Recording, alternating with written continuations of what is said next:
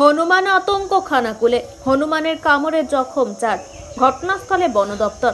হনুমান ধরতে পাতা হলো খাঁচা। ঘটনা খানাকুলে রাজহাটি এলাকায়। স্থানীয় সূত্রে জানা গেছে, গত কয়েকদিন ধরে এলাকায় বেড়েছে হনুমানের উপদ্রব।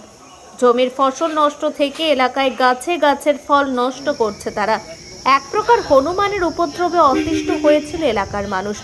তার উপর গতকাল থেকে মানুষকে কামড়াতে শুরু করেছে হনুমান।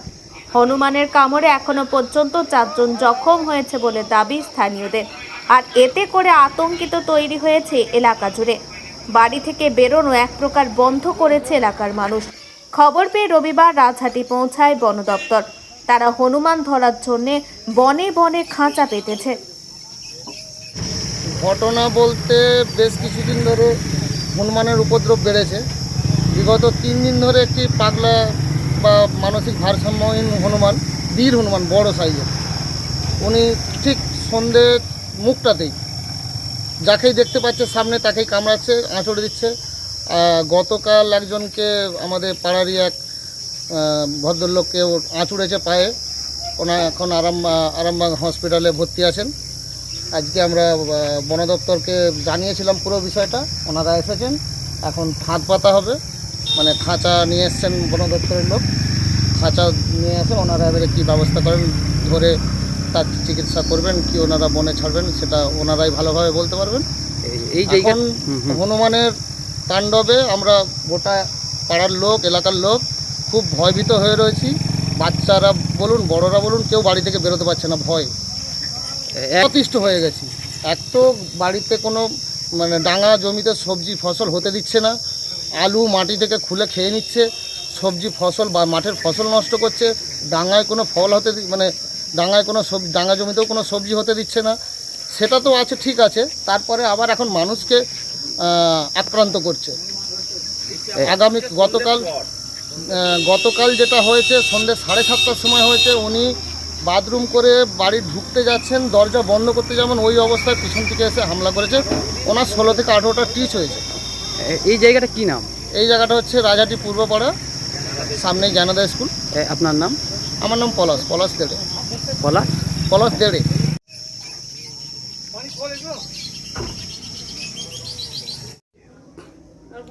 বলছি, আমি ওই রাত্রিবেলাতে প্রায় 10টার সময় আসছিলাম ওই রাস্তাতেই। ওইখানেতেই আমাকে পিছন থেকে এসে জড়িয়ে ধরে অ্যাটাক করে। তবে কামড়ায়নি বা নোখটাও লাগেনি। আমার ভাগ্যবশত ওরা ঠিলে ফেলে দিয়ে আবার পুনরায় চলে যায়। মানে আমার ক্ষেত্রেটা এই পর্যন্ত হয়েছে। আমার এর পরের দিনই আমার দাদার ওই সামনেতে বয়সগুলো 78 বছর বয়স, ওই সামনে দোকানের সামনে বসেছিল, ওইখানেতে ওনাকে আঁচড় দিয়েছে। ওনাকেও হসপিটালে নিয়ে যেতে হয়েছিল। মোটামুটিভাবে কতজন এখনো পর্যন্ত আহত হয়েছে বলে মনে হচ্ছে? আহত হয়েছে অ্যাকচুয়ালি 2 জন, আর ধরেছিল আমাকে আর আমার আর এক দাদাকে। তাদের কিন্তু আহত করেনি, কিন্তু স্ট্রোক হয়ে যাওয়ার মতোই অবস্থা আমার ছিল। এই তো রাস্তা দিয়ে আস্তে আস্তে দেখলাম বন দপ্তরের লোক এসে খাঁচা পেতেছে। পাড়ার মানুষ অন্তত, এই এলাকাটার মানুষ অতিষ্ঠ আছে। আর আমাদের সবচেয়ে ভয় হচ্ছে সামনেতেই মেয়েদের স্কুল, গার্লস স্কুল এবং প্রাইমারি স্কুল।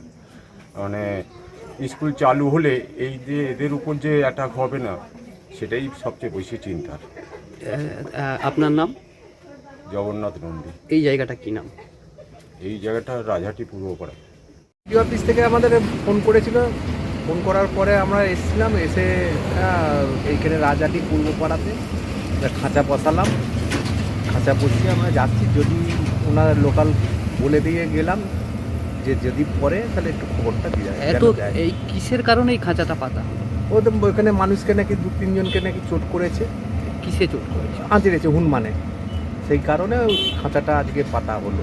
কাদের তরফ থেকে আসা হয়েছে? বন দপ্তর তরফ থেকে আমরা এসেছি। আপনার নাম? রবি অধিকারী।